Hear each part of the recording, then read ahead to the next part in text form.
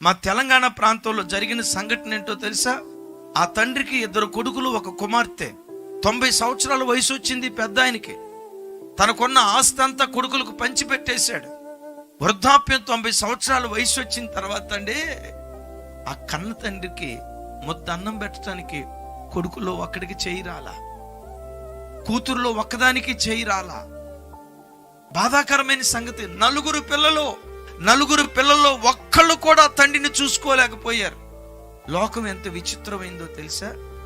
ఒక తల్లి 10 మంది పిల్లలను పెంచి పోషించగలుగుతుంది, కానీ 10 మంది పిల్లలు ఒక తల్లిని పోషించలేకపోతారు.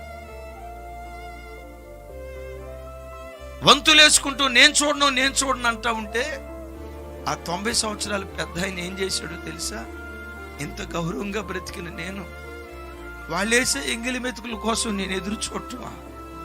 ఈ గ్రామంలో ఎంత పౌరుషంగా బ్రతికినోడిని, ఎంత విలువ కలిగిన వాడికైనా బ్రతికినోడిని, నా బ్రతికెల్లా అయిపోయిందా అని చెప్పి ఒకరోజు మధ్యాహ్నం ఎక్కడో వేరే ఊరు వెళ్తున్నాను, మరో కొడుకు దగ్గరికి వెళ్తున్నాను అని చెప్పి ఆ ఊరు బయటకు వచ్చి చుట్టూతో తాడి చెట్లుంటే తాడి చెట్ల మట్లను ఒక చోట చేర్చి నిప్పంటించి ఆ నిప్పుల్లో దూకి 90 సంవత్సరాల కురువృద్ధుడు ఆత్మహత్య చేసుకుని చచ్చిపోయాడు.